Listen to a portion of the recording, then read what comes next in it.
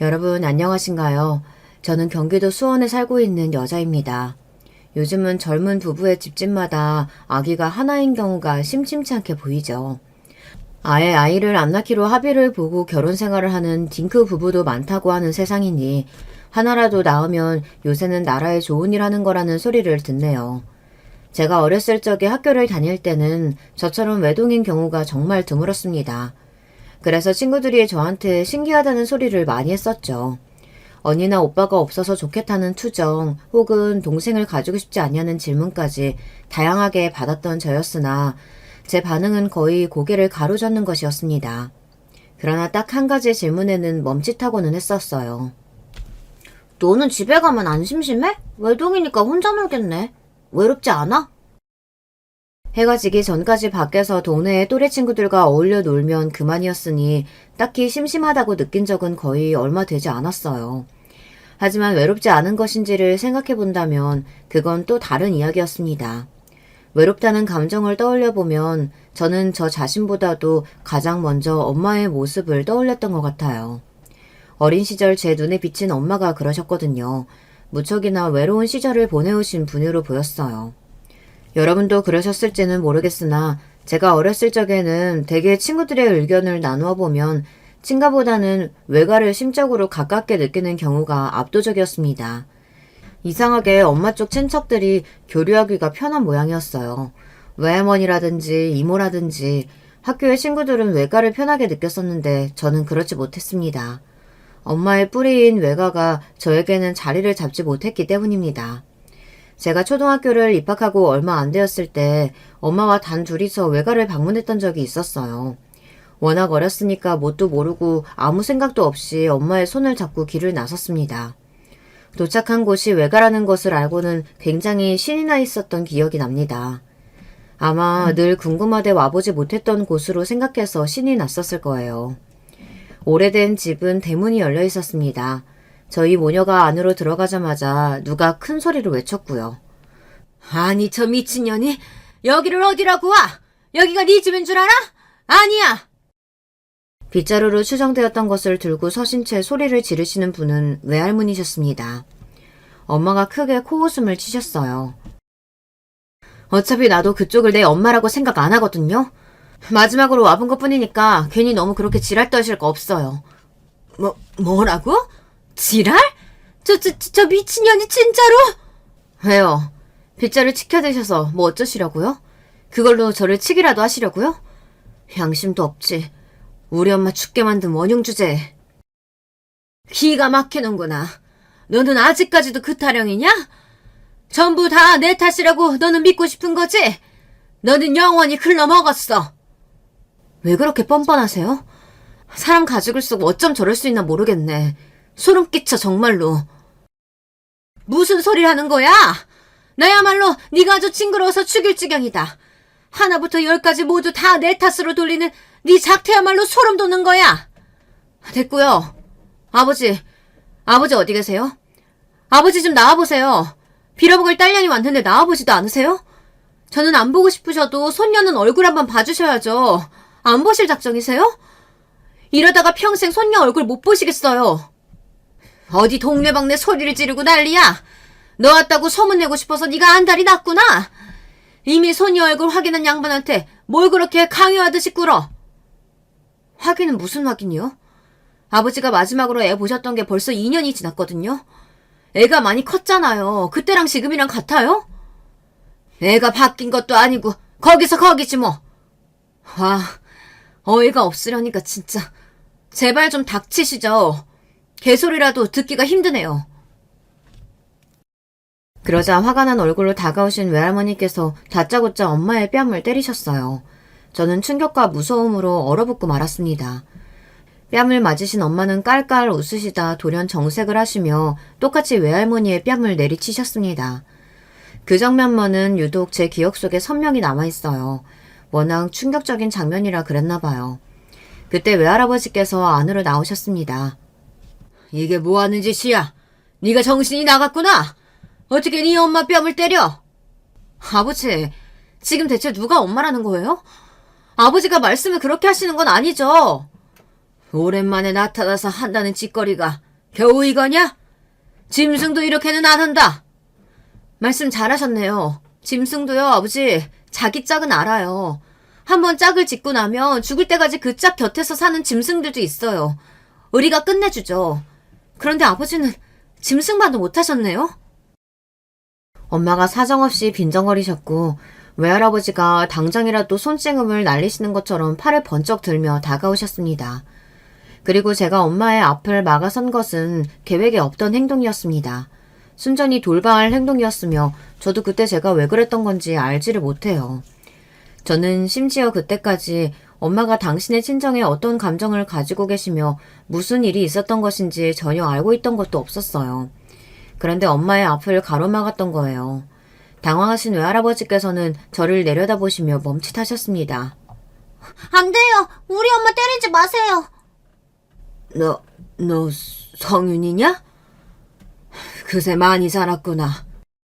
어린 손녀 앞에서 못 볼 꼴을 보였다고 생각하셨던 것인지 외할아버지께서는 아주 머쓱해지신 얼굴이 되어 들어올렸던 팔을 슬그머니 내려 등 뒤로 감추셨습니다. 그제서야 외할머니께서는 외할아버지를 말리는 신용을 하시더라고요. 동네 소문하면 어쩌려고 그래요. 참아요, 참아.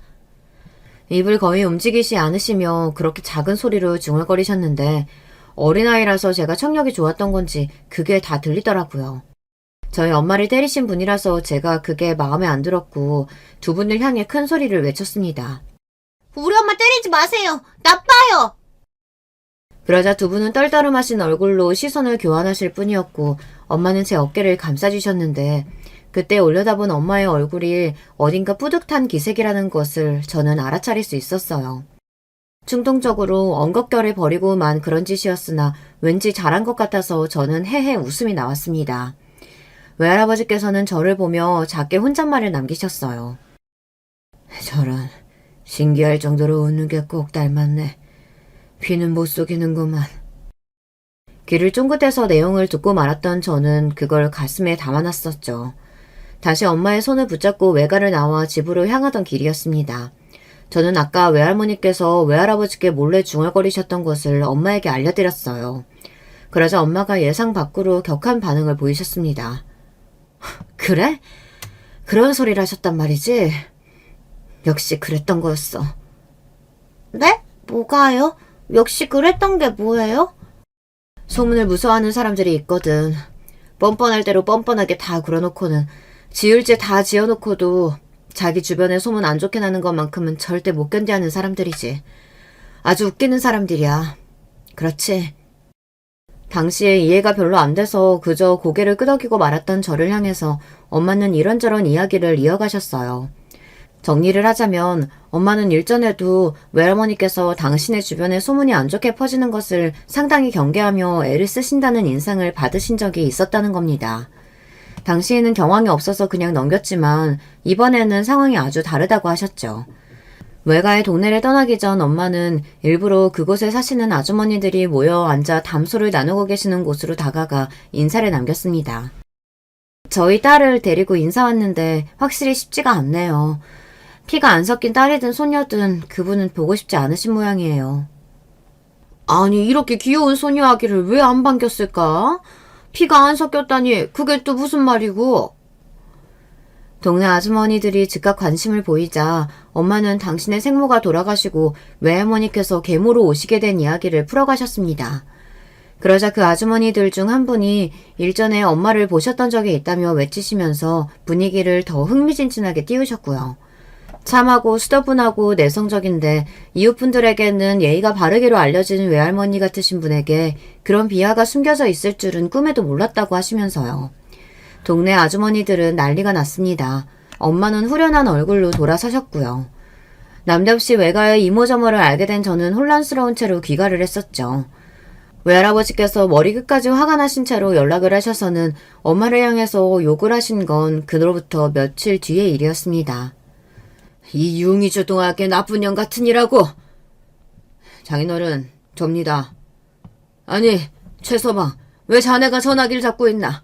좀 아까 분명 내 딸이 전화 받지 않았어? 예, 분명 그랬습니다. 그런데 왜 자네가 지금 그러고 있어? 성인이 엄마가 저한테 대신 통화하라고 그래서요. 뭐? 언제?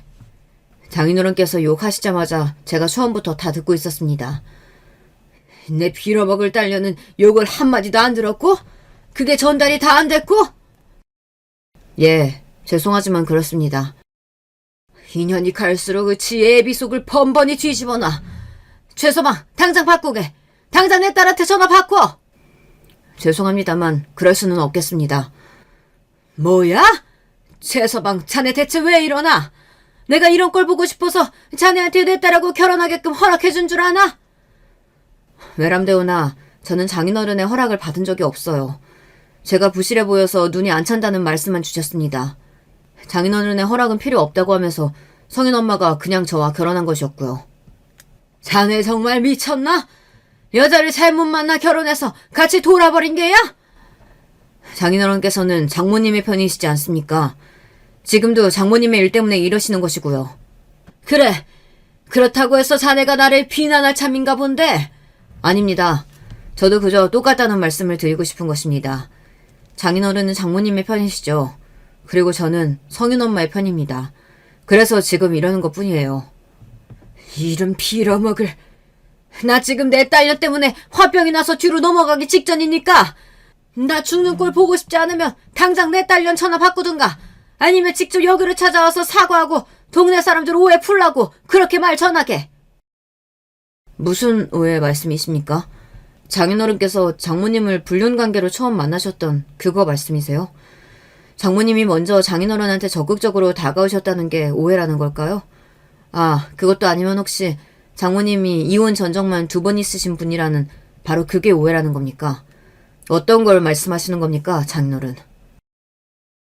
쌍으로 정신 나간 것들이 아주 어른 공경할 줄도 모르고 시건방지게 되는 대로 짓거리는구나. 옛말에 부창부수라더니. 예, 그렇죠. 장인어른하고 장모님 2분도 참으로 부창부수십니다. 아마 그때 모르긴 몰라도 외할아버지께서는 진심으로 뒷목을 잡고 뒤로 넘어가셨을 거예요.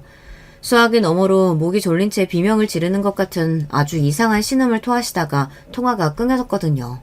아버지는 그제서야 당신이 옆에 찰싹 붙어있었던 어린 딸을 발견하시고는 이크하셨지만 저는 태연스럽게 배시시 웃을 따름이었습니다. 잠시 후 아버지가 난감하신 얼굴로 검지를 입가에 가져가셨어요. 그러자 저도 따라서 아무 말 안 하겠다는 의미로 검지를 입술에 댔었죠. 저는 아버지와 외모가 닮은 아이는 아니었어요. 누가 봐도 외탁을 한 외모였기 때문이었죠. 하지만 하는 행동이나 성격이 어렸을 적의 아버지와 판박이었습니다. 부녀 사이가 아주 잘 통했어요. 범상치 않은 상태였던 외과와는 다르게 친가는 서로 사이가 좋았습니다. 친할아버지와 친할머니 2분은 서로의 얼굴 한 번을 못 보고 중매로 결혼하신 경우였지만 평생의 금슬이 무척이나 좋으셨습니다. 그러나 안타까운 점은 집안에 금전적으로 불운이 몇 차례 찾아왔었다는 사실입니다. 지인에게 배신을 당하고 사기에 넘어가 빚까지 지셨던 큰아버지는 극심한 스트레스로 몸에 이상이 생겨 그로 인해 일도 수년간 못하셨고 병원을 다니시느라 고역이었습니다. 몇 번을 억울하게 돈을 잃어보셨던 친할아버지께서는 당신의 장남이 그런 일을 당했다는 것에 너무나도 절망이 크셔서 그대로 쓰러지셨고요. 고모는 결혼을 잘못하셔서 당신의 시댁에 진 빚을 대신 갚아주고 셨습니다. 지금 생각하면 그건 완전히 일종의 사기 결혼이었습니다. 집에 크고 작은 일들이 너무 많이 일어나는 동안 아버지는 묵묵하게 앞만 보며 사셨습니다. 학업을 이쯤 중단해야 할 것 같아 그렇게 하셨고 돈을 버셔야 할 것 같아서 벌기 시작하셨고 이 정도로 버는 돈을 늘려야 할 것 같아 그것에 맞춰서 이직이라는 것을 해내셨던 분입니다. 어찌 보자면 아버지는 묵묵함과 진중함의 화신 같으신 분이었어요. 그리고 아버지는 사시는 동안 외로움을 많이 느끼기도 하셨다고 합니다. 부모와 형제 모두 사이가 돈독했고 서로를 아꼈지만 그랬기 때문에 더 외로우셨던 측면도 존재했다고 해요. 마음은 그러한데 매번 상황이 안 따라주었으니까요. 마음을 나눌 형제가 없어서 외롭게 살았다고 자기소개를 했던 엄마와 처음부터 아버지가 눈이 맞았던 건 당연한 일이었을지도 모르겠네요. 엄마가 외동으로 태어나셨던 건 아닙니다. 사실 원래 저에게는 이모가 2분 계셨어야 맞았거든요. 하지만 2분은 함께 돈을 벌기 위해 집을 나서셨다가 사고를 당해 한날 한시에 돌아가셨습니다. 딸 둘이 사고로 그렇게 되었으니 그 모친의 정신이 온전할 리가 없었습니다. 제정신으로 생활을 못하셨죠. 당연히 가정에 소홀해지셨을 수밖에 없었던 것이었고요. 그걸 이해하지 못했던 부친과 부부관계가 단절되기 시작했습니다. 그리고 단절된 부부관계를 이유로 들어 부친은 다른 여자를 만나 바람을 피웠습니다. 시집살이 한번 고되게 당하신 분이었는데 그런데다가 딸만 셋 낳았다는 이유로 5만 가지 인격에 깎아내리는 욕을 다 들으셨어야 했었지. 딸만 줄줄이 낳아놓고서 미안하지도 않냐고, 어떻게 시댁에서 얼굴을 뻔뻔하게 들고 있느냐고, 그런 욕은 예사로 매일 들으셔야 했었고, 그런 힘든 시절을 다 보내셨던 분이건만 자식 잃고 남편은 바람나고 화병으로 돌아가실만 했어. 외할머니의 소문을 그 사시던 동네에 싹 퍼뜨린 이후 외할아버지께서는 남은 딸 하나 그냥 없는 셈 치겠다며 길길이 날뛰셨고, 엄마는 섭섭하면서도 어딘가 후련해 보이는 얼굴로 당신의 속에 있는 이야기를 하셨습니다. 그래서 나는 딸 하나 달랑 낳은 거 전혀 안 죄송했어. 성인이 너를 낳고서 나는 그 누구에게도 미안해한 적이 없었어. 아들이 아니면 뭐 어때? 이렇게 예쁜데. 우리 성윤이 이렇게나 야무진 걸 보면 벌써 효녀야. 열아들 안 부러운 효녀. 네가 외할아버지 앞에서 든든히 내 편을 들어줘서 사실 엄마는 얼마나 기뻤는지 모른단다. 저도 제가 엄마 딸이라서 좋아요. 정말? 우리 성윤이는 말도 예쁘게 하지. 이런 딸이 나올 줄 알았다면 둘 셋을 더 낳았을 걸 그랬나 싶어. 지금은 너무 늦은 감이 생겨버렸지만 네 동생 낳고 키우기에도 사실 우리 집이 조금 버거워. 그래서 너한테 참 많이 미안해. 외동이라서 심심할 때가 많겠지. 아니요, 별로 안 심심해요. 심심할 땐 밖에 나가서 놀면 되니까요. 엄마, 저는요, 언니도 오빠도 동생도 다 필요 없어요. 형제가 많은 친구들이 부러운 적도 없었어요. 하지만 외롭다는 생각은 들더라고요. 정확히 외롭다는 게 뭔지 모르겠지만, 그래서 제가 외로운 게 맞는지 헷갈리지만, 아무튼 가끔은 외롭다는 생각이 들어요. 왜 그럴까요? 저는 솔직한 제 심정을 말씀드렸고 조금 놀란 눈빛으로 저를 빤히 쳐다보시던 엄마는 그날 밤에 아버지와 둘이 저에 관해 대화를 나누시는 듯 했습니다. 그 다음부터였다고 생각을 해요. 부모님이 저를 데리고서 이곳저곳 다니기 시작하셨던 게 말입니다. 저희 집이 돈은 없었어요. 쪼들려서 가계부 위에는 한숨만이 내려앉는 집이었죠. 그러나 그 안에서 아웅다웅하며 잘 살아왔던 저희 세 식구답게 별로 돈이 안 드는 장소들을 찾아 종종 놀러 다니기 시작했습니다. 세 식구가 함께 놀러가서 시간을 보내기 위해 부모님이 정기적으로 시간을 일부러 만드셨던 거예요. 부모님의 그 노력은 저에게 그 어떤 돈으로도 환산이 될 수 없는 값진 추억이 되었습니다. 가족끼리 함께 어딜 가고 함께 무언가를 한다는 게 이렇게나 신이 나고 즐거운 일이라는 걸 그때 처음 알았는데요. 부모님도 마찬가지라고 하셨어요. 아버지도 그렇고 어머니도 그렇고 어른이고 부모라고 해서 모든 걸 다 경험해 보신 건 아니구나. 알지 못하는 것들이 많으시구나. 새삼 그런 사실을 제가 깨닫기도 했었죠. 그러던 어느 날 친할아버지께서 운명을 달리하셨습니다. 저는 태어나서 아버지가 그렇게 서글피 우시는 모습을 그때 처음 봤어요. 아버지도 꺼이꺼이 우실 줄 아는 분이시라는 것이 내심 놀랍기도 했습니다. 아버지는 평생에 이렇게 가슴이 아프고 슬픈 적은 처음이라고 하셨죠. 그 말씀을 듣고서 심장이 철렁 내려앉은 제가 말했습니다. 저도 아버지가 돌아가시면 그렇게 슬플 것 같아요. 그러니까 돌아가시면 안 돼요, 아버지. 그러자 아버지가 눈물 젖은 눈으로도 얼핏 웃어 보이셨어요. 제 머리를 쓰다듬어 주셨죠. 성윤아, 항상 건강하게 잘 살아야 한다. 지금 이렇게 할아버지가 돌아가셨어도 나는 어떻게든 살 수 있지만 만약 성윤이가 잘못되면 그때는 내가 못 살아. 자식을 앞세우고 부모가 어떻게 산단 말이야. 자식이라고는 너 하나뿐인데. 친할아버지의 영정사진을 보고 저희 아버지를 보고 또 친척들을 바라본 제가 속으로 조금 무서워졌습니다. 저는 외동이잖아요. 제가 죽으면 정말 끝이라는 생각이 들었습니다. 부모님께서는 저 말고 자식이 없으시니까요. 게다가 제 입장에서도 부모님이 돌아가시면 형제가 없기 때문에 완전히 혼자가 되는 것이었죠. 그렇게 들고만 생각의 흐름이 당시 저에게는 무척이나 충격적이었던 듯 싶습니다. 왜냐하면 그날 이후 저는 말 그대로 잘 사는 것에 집중하는 아이가 되었거든요. 공부를 죽어라 열심히 해서 대학을 잘 가서 사회적으로 성공을 해서 이렇게 이어지는 대다수 아이들의 각오와는 달랐습니다. 하루하루 즐겁게 나 자신을 마주하며 지내는 것이 본질적으로 더 중요했어요.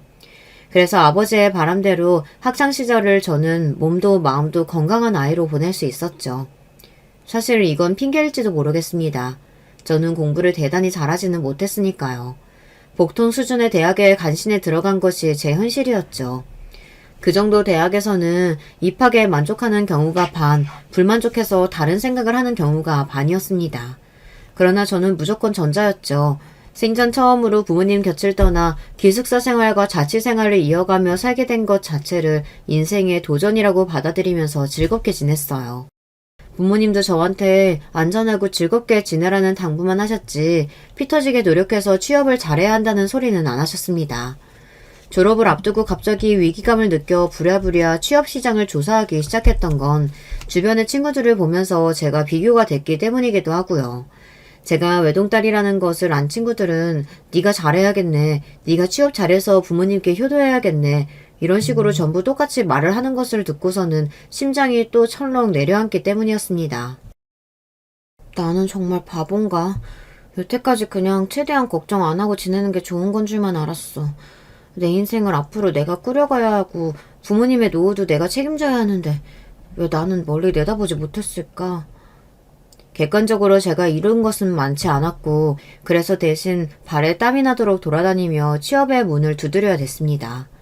그 결과 남들이 들으면 제 수준에 비해 무척이나 잘 들어갔다고 부러워할 만한 회사에 입사를 해낼 수 있었어요. 당장 부모님께 말씀을 드렸고 두 분은 제가 대견하고 자랑스럽다고 하셨습니다.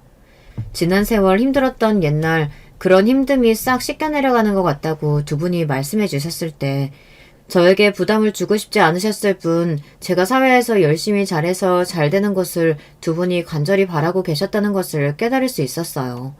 저를 잘 키워낸 보람이 있다고 하시는 두 분을 앞으로 절대 실망시켜드리고 싶지 않았어요. 바보같이 나사 하나씩 풀려서 그저 즐겁게 지내줄 밖에 모르는 모습으로는 돌아가지 않겠다고 다짐을 했습니다. 그런 각오로 회사 생활을 임했어요. 그랬다가 아주 큰 코가 다쳤죠. 스트레스에 면역이 없었던 제 몸이 점점 망가져가는 게 날로 느껴질 정도였습니다. 심지어는 제가 생리를 할 때도 아닌데 피가 나오기도 했어요. 너무 놀라서 애써 시간을 내서 병원에 가봤더니 죽을 병은 아니지만 극심한 스트레스로 인하여 이렇게 될 수 있다는 소견을 받았습니다. 병원에 간 김에 이런저런 상담도 받아보고 몸무게도 재어봤더니 제가 알던 숫자보다 무려 8kg이나 적게 나오더군요. 어쩐지 언제부터인가 옷이 헐렁해져서 그게 다 옷감이 늘어난 건가 싶었는데 그게 아니라 제 몸이 해골이 되어가고 있었던 거예요. 이대로 가면 정말 큰일 난다는 의사의 충고를 듣고 돌아서던 길 왜 그렇게 서러움이 밀려오던지요. 정신없이 번잡하고 화려한 서울의 한복판은 차량과 사람들로 꽉 차 있었는데 어디 하나 제가 기댈 곳이 없었습니다. 저 혼자 환영받지 못하고 소외된 이방인인 것만 같았어요. 무작정 부모님이 계신 집으로 달려갔죠. 그랬는데 갑자기 문득 부모님이 많이 늙으신 게 제 눈에 보이는 거예요. 그래서 부모님을 뵙자마자 막 슬퍼서 울었습니다. 성윤아, 너 무슨 일이 있었니? 갑자기 왜 그렇게 울고 그래? 응? 도대체 무슨 일이야? 저를 걱정하시는 두 분의 목소리에 저는 되려 눈물이 더 났죠. 두 분이 어느새 많이 늙으신 것 같아서 그래서 너무 죄송스러운 마음이 들어서 눈물이 났다고 그렇게 말씀드렸는데 역시나 부모의 시선에서 완전히 피할 수는 없더라고요. 제가 그런 이유 하나로 이렇게 울 것 같지 않다고 하시며 몸도 너무 말랐는데 도대체 무슨 일이 있어서 서러워하는 거냐며 물어보셨어요. 그래서 제가 어쩔 수 없이 두 분께 회사에서의 힘든 일들을 다 고해 바치고 말았습니다. 아버지는 즉시 자리를 박차고 일어나셨어요. 내가 이 자식들을 그냥 절대 가만히 안 둘 거야. 대체 사람을 뭘로 알고서 그딴 취급을 해? 신입사원이 뭐 자기네들 시다발인 줄 알아? 이런 미친 자식들. 다 가만히 안 둬. 당장 찾아가야겠다. 원래 성격이 다혈질이신 엄마도 아니고 대체로 평온하신 아버지가 그런 반응을 보이실 줄은 몰랐습니다. 놀란 제가 아버지를 붙잡고 만류에 나섰죠. 그러면서 가슴이 너무 찡해졌고 벅차올랐어요. 대관절 부모의 마음이란 뭘까 싶었습니다. 죽는 그날까지도 자식은 부모의 마음을 헤아릴 수 없을 거라는 생각도 들었습니다. 오랜만에 들른 집에서 그날 자고 갔는데 엄마하고 나란히 누웠어요. 잠들 때까지 도란도란 이야기를 나눴죠. 엄마, 저도 자식 낳고 부모가 되면 저도 두 분처럼 그렇게 될 수 있을까요? 아무 조건이 없는 게 자식을 향한 부모의 사랑이라고 텔레비전에서 그렇게 떠든 것이 이유가 있었던 것 같아요. 저는 두 분을 따라잡지 못할 것 같은데 저도 부모가 되면 달라지는 것까 싶어요. 네, 성윤아. 부모가 된다고 해서 자동으로 사랑이 넘치게 되는 건 아니야. 네? 정말요? 정말이지. 네 외할아버지를 봐라. 엄마가 든 예시에 저는 말문이 막히고 말았습니다. 어색하게 천장만 바라보던 제가 질문을 드려보았어요. 엄마는 제가 언제 결혼했으면 좋겠어요? 네가 하고 싶을 때 하면 그게 좋은 거지. 순전히 네 마음이야. 그래요?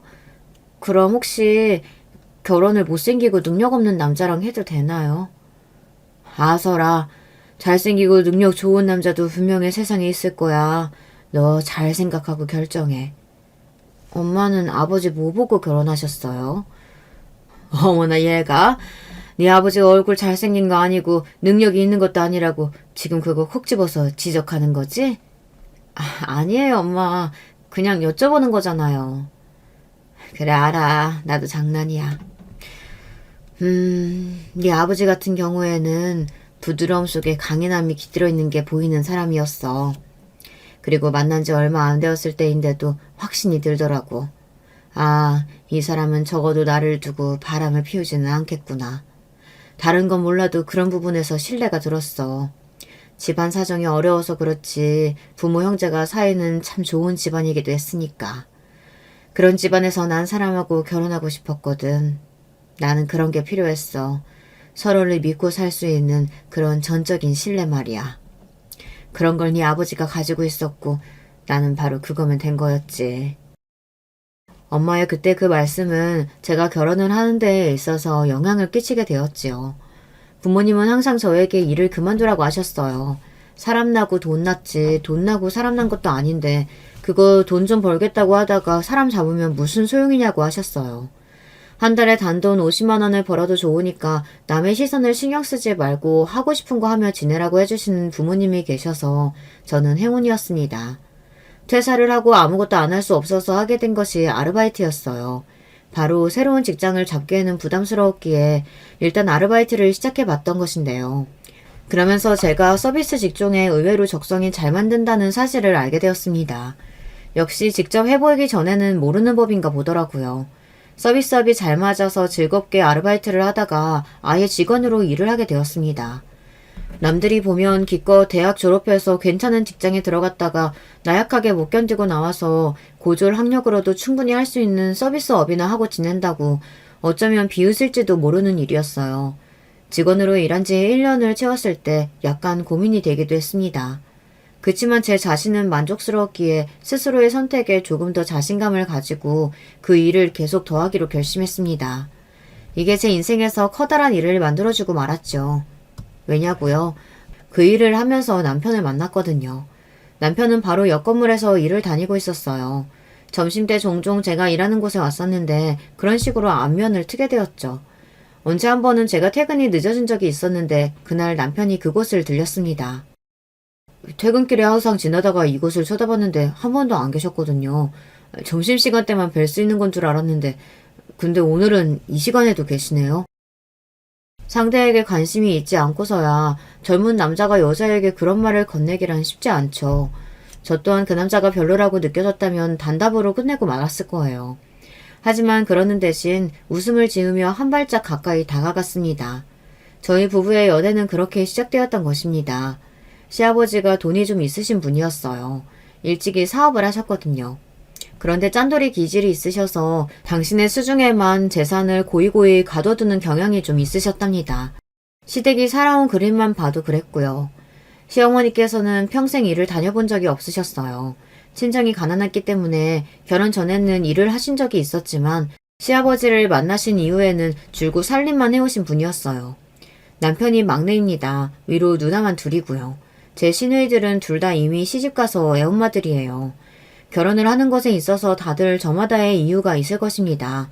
대표적인 이유로는 사랑이 있겠고요.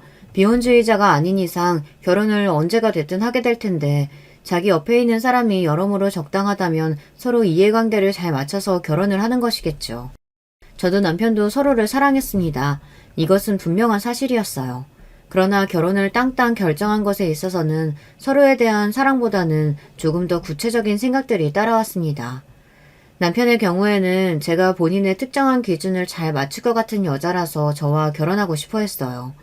특정한 기준이라니 그게 대체 뭐였냐고요. 바로 여자다운 여자였죠. 조신하고 참하게 굴고 내조에 목숨 걸고 남편과 자식을 인생의 최우선으로 두고 살며 남편을 공경하는 여자 말입니다. 제가 남편보다 직업이 나은 것도 아니었고 집안이 더 나은 것은 더더욱 아니었죠. 조건만 보자면 제가 훨씬 부족하다고 볼 수 있었는데요. 남편은 오히려 바로 이런 점들 때문에 본인의 입맛대로 저를 굴릴 수 있다고 판단했던 거예요. 그러니까 너무 잘난 여자여도 필요 없다는 의미였죠. 조강지처로 사는 게 그렇다면 저의 꿈이었냐고요. 그래서 결혼했냐고요. 아니요, 그렇지는 않았습니다. 하지만 남편이 자기만 믿으라고 하는 모습이 듬직해 보였어요. 앞으로 내가 다 할게. 내가 돈 벌어오고 힘든 바깥일하고 사회생활하고 그렇게 할 테니까 자기는 집안일만 열심히 하고 내조만 열심히 해주면 돼. 나는 자기가 그렇게 편하게 살았으면 좋겠어. 저는 외동딸을 향해서 걱정 없이 즐겁게 사는 것이 최고라고 당부해주시는 부모님을 둔 사람이었어요.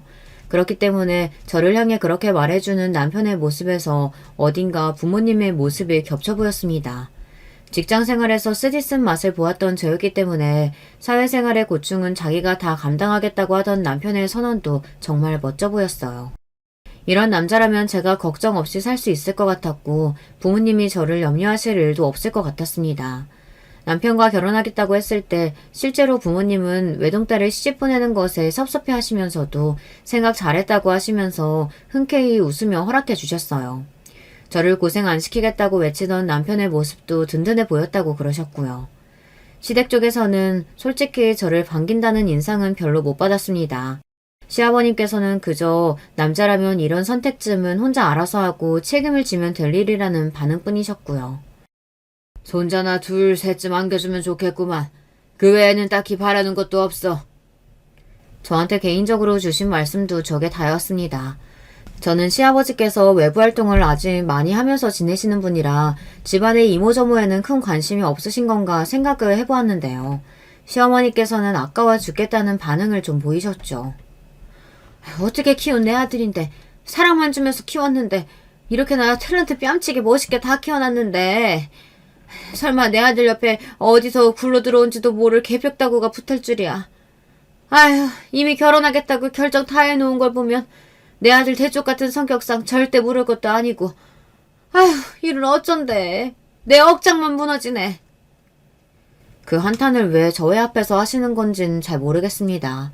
그러시거나 말거나 제가 해맑게 웃고 있으니까 나중에는 좀 민망해 하시기는 하더라고요. 시누이들은 어색하게 축하한다는 말들 뿐이었습니다.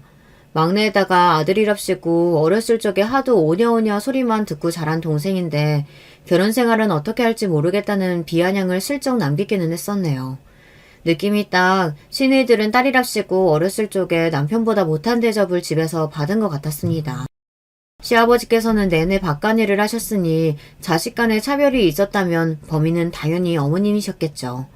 아무튼 어쩌다 보니 얼렁뚱땅 결혼을 하게 되었는데 시댁 측에서 남편이 장가가면 원래 신혼집도 지원해주겠다고 예전부터 말이 있었기 때문에 집 장만도 걱정이 없었을 때까지는 너무 행복했습니다. 더할 나위 없는 시작이었어요. 그리고 결혼하고 한 달 만에 저는 일을 그만뒀습니다. 남편은 원래 더 일찍 그만두라고 했었었는데 제가 후임자도 구해야 하고 매장 상황도 배려를 해줘야 한다고 박박 우겨서 그나마 그때까지 했던 거예요. 남편은 저보고 이제 집안일을 하라고 했어요. 새벽같이 일어나서 아침밥을 차리고 오후에 자기가 먹을 간식도 정성스레 도시락으로 싸고 퇴근 시간에 딱 맞춰서 저녁밥을 차려놓으라고 했습니다. 각종 청소, 빨래 이런 건 기본이었고요. 그런데 제가 요리를 잘 못하는 게 거슬린다고 하시면서 시어머니께서 저를 교육하시기 시작하셨습니다. 신혼이었는데 일주일에 6번을 시어머니를 배워야 했어요. 이게 말이 되나요? 그래도 참았습니다. 이 시기도 결국 다 지나고 나면 아무것도 아닐 거라고 믿으면서요. 악착같이 요리를 빨리 배워나갔어요. 시어머니께서는 말수도 많으셔서 온갖 별별 말씀을 다 하셨고 저는 묵묵히 그걸 다 들어드리면서 취임새 장단까지 넣어야 했어요. 솔직히 이게 집안일을 배우고 잔소리를 듣는 것보다도 더 힘들었습니다. 서비스업으로 단련된 전적이 있었기에 망정이었죠. 완전히 감정 노동이었어요. 남편이 돈을 잘 버는가 하면 그것도 아니었습니다. 그저 그렇게 벌었는데 시아버지께서 재산이 있으시니까 그게 믿는 구석이었을 뿐이에요. 저는 생활비를 남편한테 타서 썼어요. 문자 알림 보니까 마트에서 결제가 15만 원? 대체 뭘 사느라 그랬어?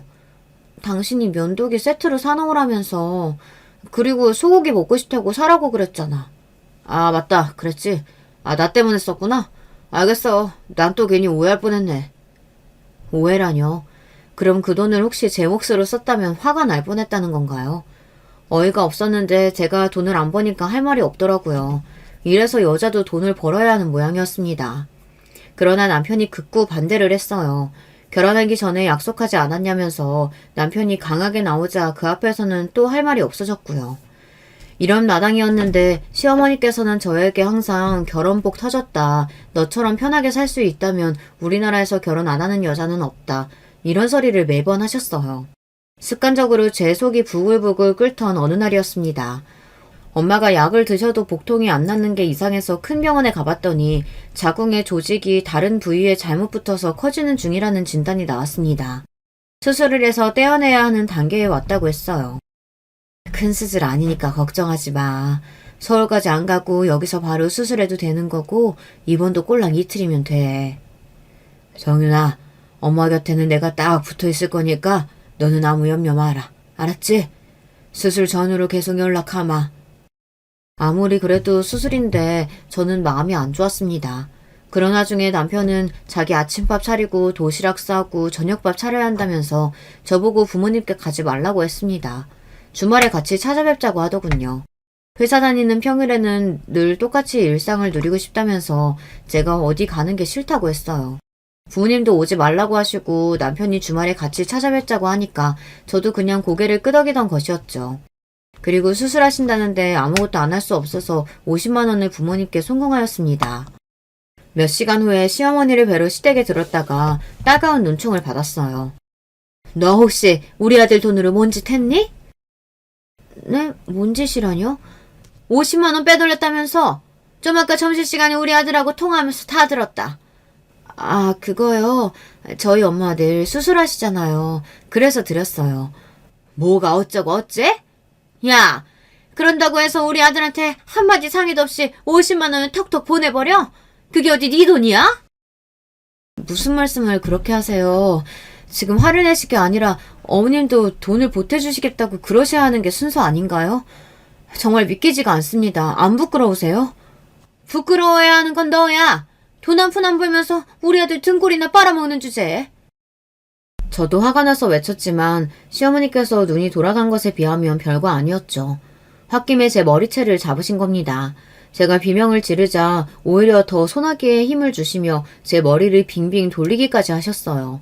결국 제가 어지러워서 바닥에 나뒹굴자 그제서야 저를 놔주시며 노려보셨습니다. 내가 처음부터 알아봤어. 뭐 하나 똑바로 된 구석도 없고 민폐만 끼치게 생긴 년. 그 순간 제 가슴 속에 얼음과 불이 동시에 솟아올랐습니다. 남편을 향해 차갑게 식은 마음과 시어머니를 향해 뜨겁게 타오른 분노였죠. 다행히 엄마의 수술은 문제없이 끝났고 저는 즉시 남편에게 이혼장을 던졌습니다. 당장 이혼해. 지금까지 네 엄마한테 온갖 나에 대한 나쁜 소리, 험담, 이간질 그런 거 네가 다 해왔지? 진작 눈치는 채고 있었어. 이 치사하고 비겁한 새끼야. 이렇게 복을 걷어차겠다고? 제정신이야? 후회 안 할 자신 있어? 너 같은 새끼랑 결혼한 게 내 인생에서 가장 후회되는 일이야.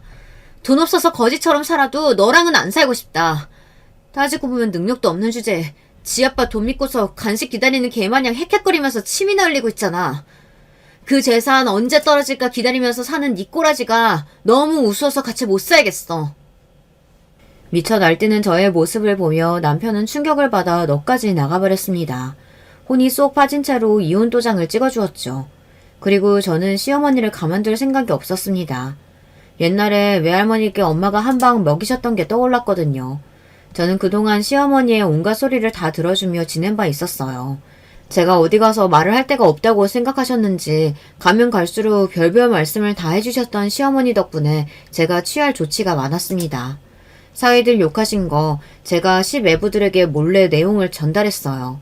그리고 시누이들한테도 제가 요리법을 남겨놓고자 휴대폰으로 동영상 촬영했던 걸 보냈습니다. 화면에는 냄비가 나오고 있었지만 옆에서 시어머니께서 주저되셨던 게 내용이 다 들어있었거든요. 평생에 나는 아들 짝사랑하면서 살란다. 나 짝사랑하는 딸년들은 징그러워. 가끔은 소름이 끼쳐. 아직도 왜 나를 포기들을 못하니?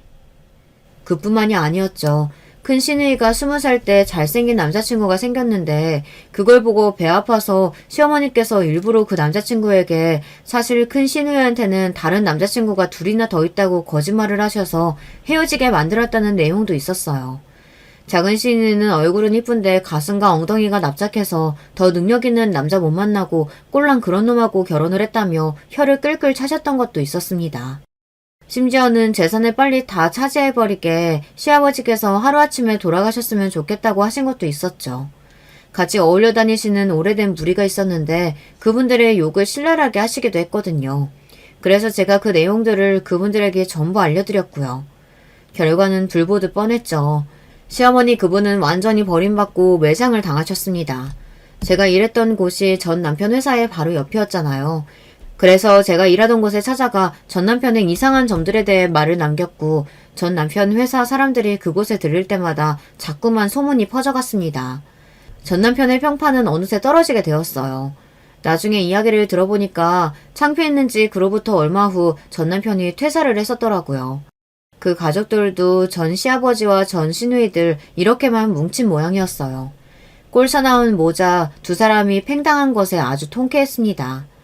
제가 이혼을 한 것에 놀라시기보다는 부모님은 제가 아주 화끈하게 복수를 감행한 것에 더욱 놀라셨어요.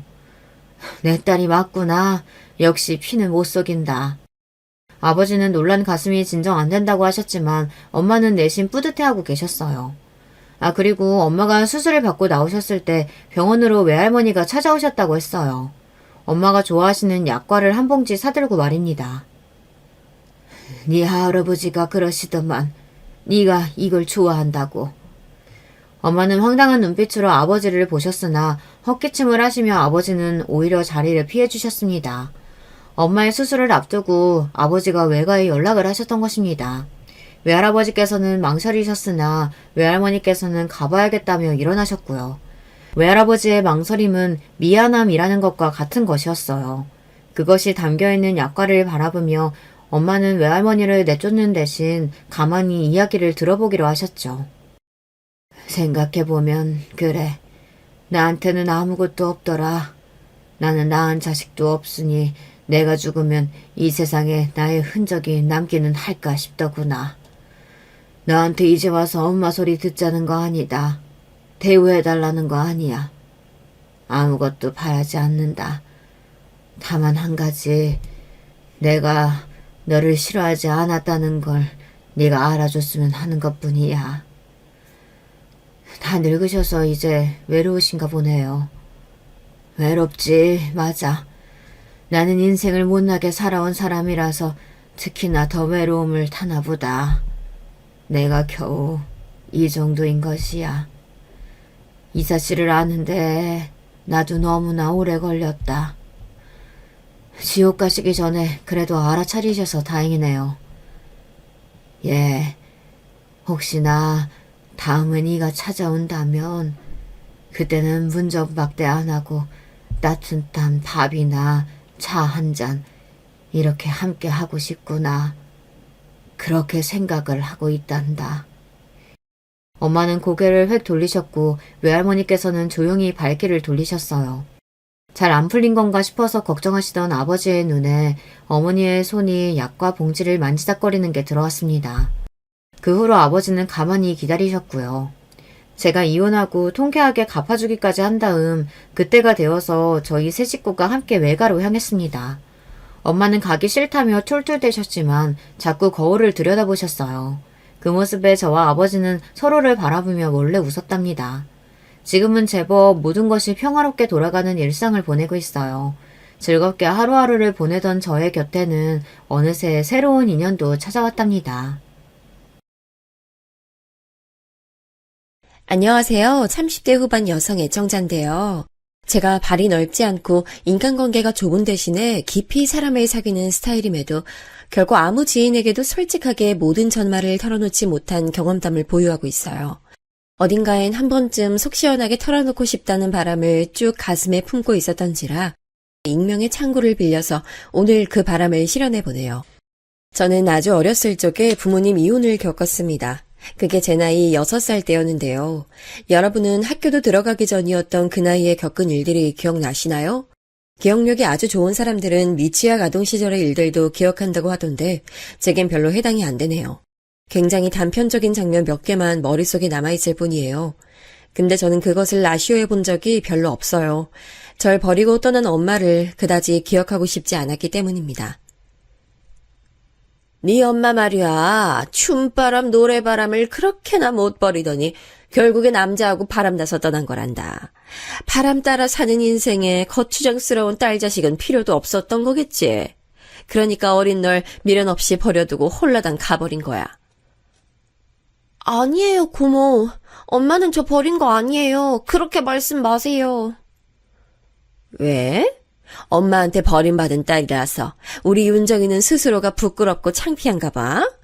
넌 네 엄마 닮아서 인성이 되바라진 사람으로 크지 마렴.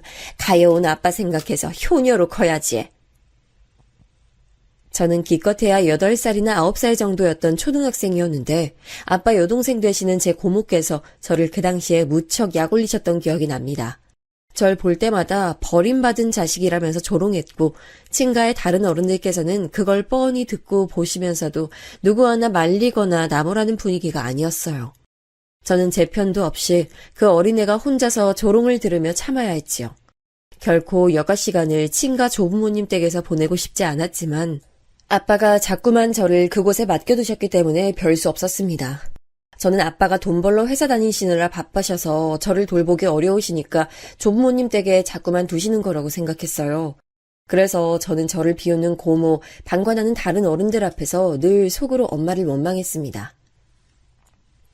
엄마가 날 버리고 떠나지만 않았어도 내가 지금 이런 상황에 놓이지 않았을 텐데.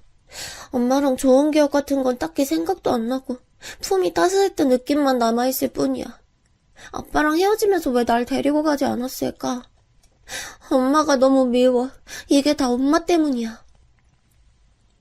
지금 돌아보면 학교를 다니면서 본격적으로 제 세상을 키워가던 그 시기에 저는 가장 먼저 한 일이 어찌 보면 엄마를 원망하기 시작했던 거였네요.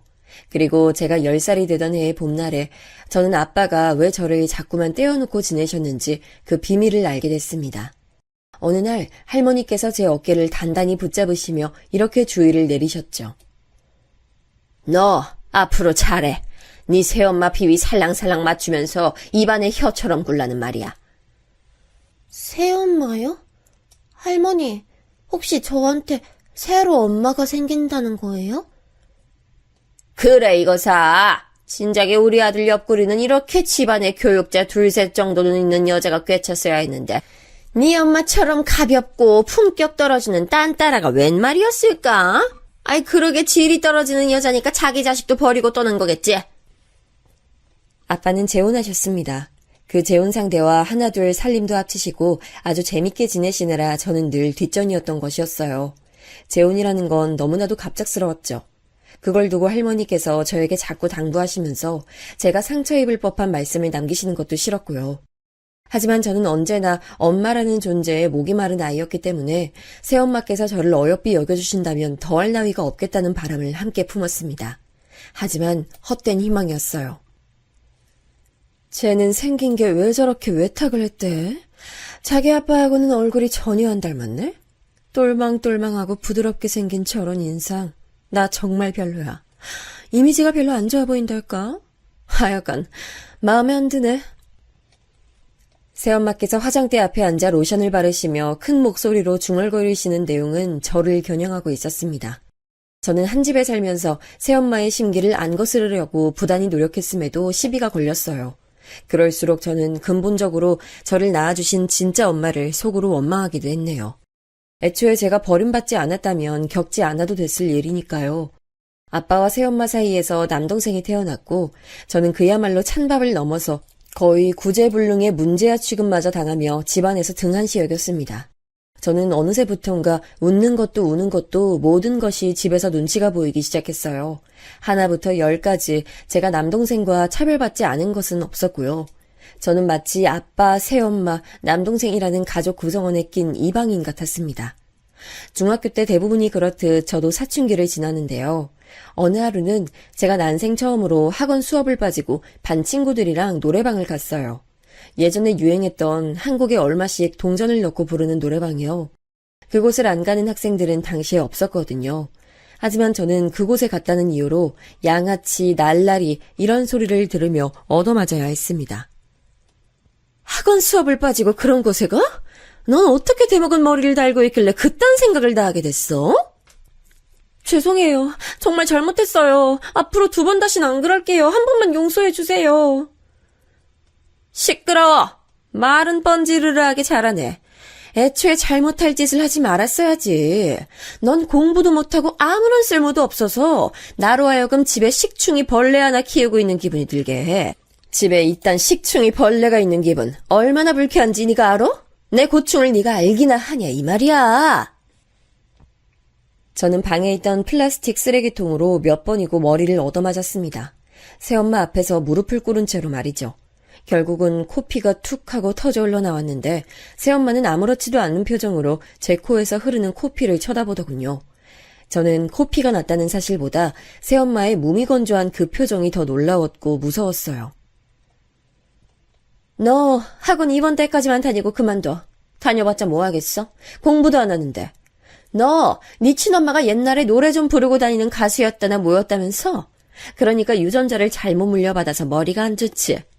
어차피 안 될 거 밑빠진 독에 물 붓게 하지 말고 그냥 하지 말자. 아니에요. 저 학원 다니고 싶어요. 수업 안 빠질 거고 공부도 앞으로 열심히 할게요. 정말이에요. 글쎄, 난 너한테 돈 나가는 거 자체가 아깝고 그냥 다 싫어. 난 네가 숨만 쉬면서 조용히 살았으면 좋겠어. 네? 어떻게 그런 말씀을 하실 수가 있으세요? 그러면 저 아무것도 하지 말라는 말씀이세요? 뭘 그렇게 또 상처받은 얼굴을 하고 그래? 네가 예쁨 받을 짓을 해도 예뻐할까 말까인데 넌 미움 받을 짓만 골라서 하니까 내가 정이 가겠어 안 가겠어? 동현이한텐 절대 이런 말씀 안 하시잖아요. 정말 너무하세요. 얘 좀 봐라. 동현이는 진짜 내 아들이니까 그렇지. 난 가짜 딸이고 어떻게 같을 수가 있어? 그러세요? 그러면 저도 이제 진짜 엄마라고 생각 안 하고 가짜 엄마라고만 생각할게요. 앞으로 저한테 아무런 신경 안 써주셔도 돼요, 아줌마. 사춘기 감성이 욱해서 내질렀던 그 말, 바로 뒤에 날아든 매서운 손맛을 지금까지 잊지 못하고 있네요. 새엄마가 속으로 뺨을 3대 때리셨는데 멎어가던 코피가 흩날리고 정말 가관이었죠. 코피 자국이며 터진 입가를 하고 있는데도 저를 보면서 어린 남동생은 하품이나 찍찍 날릴 뿐이었어요. 빈말로나마 괜찮냐고 무슨 일 있냐고 안 물어봐 주더라고요. 퇴근해서 돌아오신 아빠는 제 얼굴을 힐끗 발견하시곤 건조하게 짧은 말씀을 남기셨어요. 에휴, 사고치지 마라. 네 엄마 신경 쓰이지 않게. 제가 뭘 그렇게 잘못했다고 그런 잔소리까지 쐐기로 들어야 하는지 이해할 수 없었죠. 화가 난 제가 가라앉은 목소리로 차갑게 말씀드렸어요. 엄마라니, 누구를 말씀하시는 거예요? 제 엄마 아닌데요? 저분 제 진짜 엄마 아니잖아요. 나 낳아준 분은 지금 어디 계시는 거예요? 뭐야? 너 버린 그 여자는 왜 찾아? 어처구니가 없네. 네 엄마가 항상 하는 말이 맞네. 너는 예쁨 받을 구석도 없고 우리 자랑거리로 삼을 만한 구석은 더더욱 없어. 서러웠습니다. 친구들 보면 집안 문제로 고민하는 건 기껏해야 부모님하고 싸운 것, 집에 돈이 없는 것, 이런 것들 뿐이었고 아무도 저처럼 근본적인 가족의 정의에 대해 고민하는 사람은 없었어요. 집에 돈이 없었던 적은 한 번도 없었지만 충족감을 느껴본 일은 없었습니다. 명절 같은 때가 되면 당연히 저는 온갖 친척들로부터 동떨어진 느낌을 받았고요. 만약에 이대로 내가 고등학교 졸업까지 하고 나면 어떻게 될까? 대학도 변변치 않은 곳 다니게 되면 집안 지원을 기대하면서 늘 비굴하게 굽신거려야 할지도 몰라. 고등학교 입학을 앞두고 저는 미래를 생각하며 정신을 차렸습니다. 정말 죽어랍시고 공부를 했어요. 제가 외모는 다른 사람들의 증언처럼 저를 낳아주신 분을 닮았을지 몰라도 공부 두뇌는 아빠 쪽을 받았나 보더라고요. 천만다행히도 각오를 다지자 공부를 따라가는 게 어렵진 않았으니까요. 그 결과 저는 모두가 알아주는 명문대에 입학했습니다.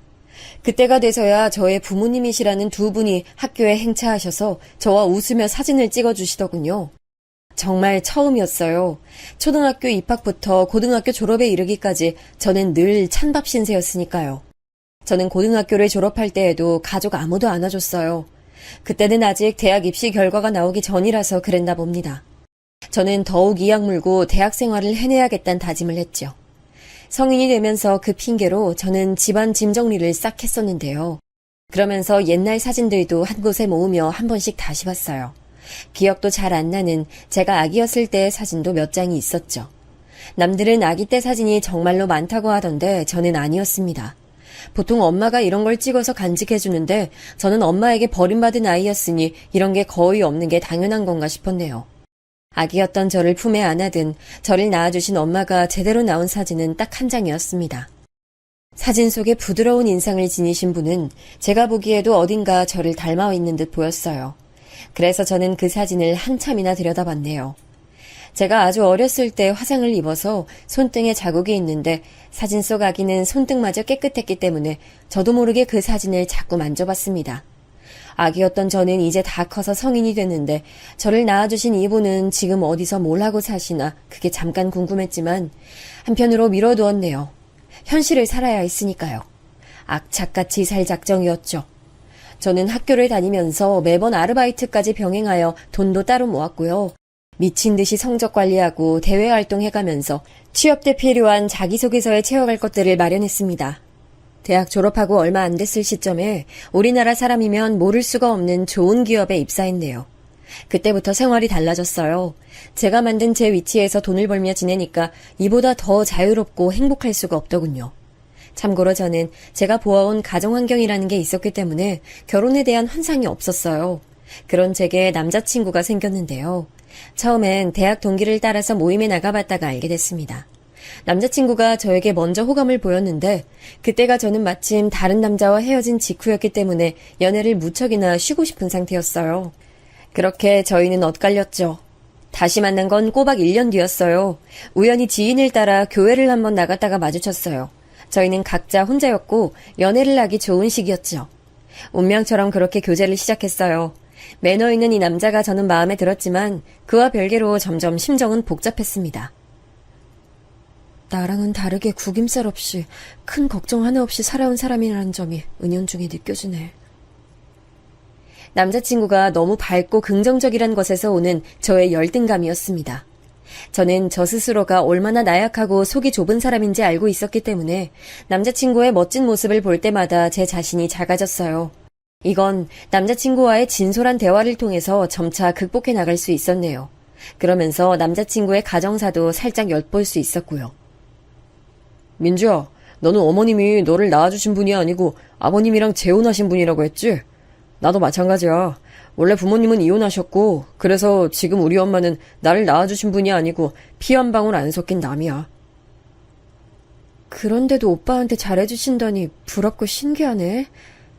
근데 어머님께서는 재혼하시고 나서 아이를 안 낳으셨나 봐. 오빠 외동이잖아. 우리 엄만 아주 젊으셨을 때 결혼해서 아이 한 명 낳으셨었대. 또 낳고 싶으신 생각은 없으셨나 봐. 이런저런 남자친구의 집안 이야기를 들으며 원치 않게 새로운 문제를 맞닥뜨렸어요. 그건 바로 남자친구가 무척 부자라는 사실이었죠. 남자친구가 자취한다는 곳을 제가 처음 가봤을 때였는데요. 그냥 역세권 오피스텔 산다길래 그저 그런 거 유형을 떠올렸어요. 작은 오피스텔, 대부분 복층 형태고 통창이 달린 그 구조일 줄 알았는데 전혀 아니더라고요. 일반 사회초년생들이 자취하는 그런 오피스텔이 아니라 많은 것들이 갖춰진 아주 고급스러운 오피스텔이었습니다. 사실상 아파트 같은 느낌이어서 너무 당황했네요. 전세인지 월세인지 그것도 모르고 그냥 집에서 구해준 자취방이니까 살고 있다는 남자친구의 입장에 기가 막혔습니다. 내가 정리정돈을 하고 살긴 하는데 일주일에 한 번씩 청소해주시는 분이 오셔서 싹 해주시고 냉장고도 늘 채워주셔서 솔직히 크게 하는 건 없어. 오빠, 단도직입적으로 물어볼게. 혹시 오빠 엄청난 부잣집 아들이야? 뭐? 엄청난 부잣집이라는 게 기준이 어떻게 되는지 모르겠네.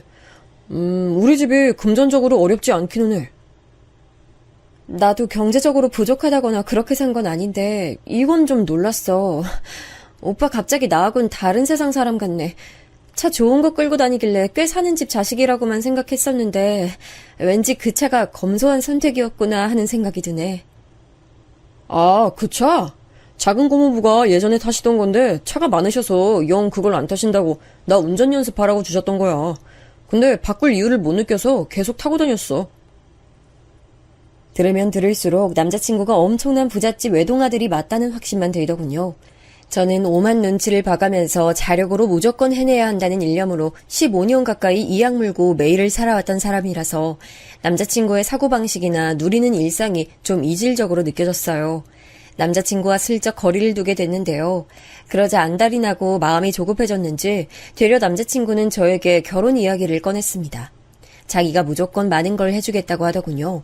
저는 과연 그토록 잘 사는 집안에서 외동아들을 굳이 저 같은 여자에게 붙여줄까 싶어서 아무런 감흥도 처음엔 없었습니다. 그런데 남자친구가 저와 상의도 없이 저하고 찍은 사진을 자기 엄마에게 전송한 거예요. 그러더니 금세 답변을 받았는데 제가 좀 얼떨떨했습니다. 어머님께서 사진으로 제 얼굴을 보시더니 이렇게 말씀을 해주셨어요.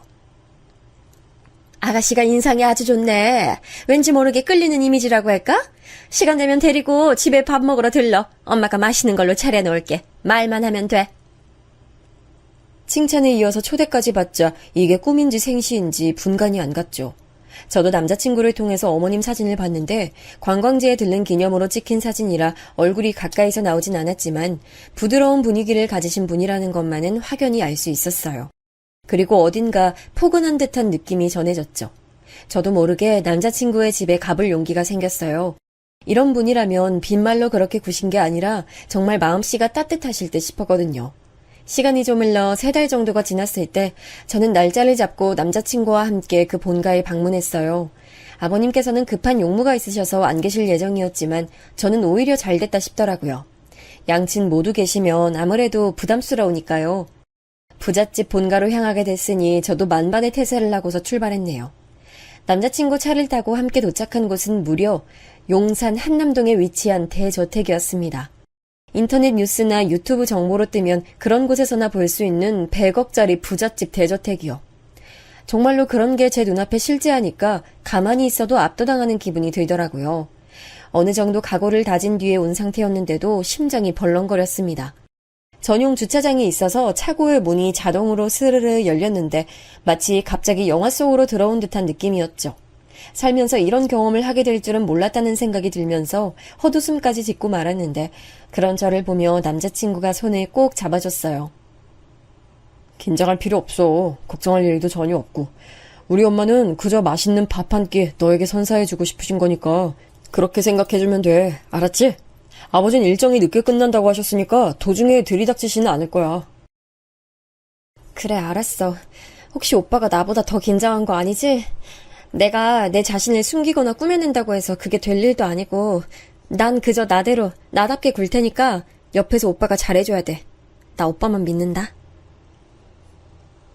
서로를 보며 그렇게 미소를 교환할 때까지만 해도 정말 상상도 못했습니다.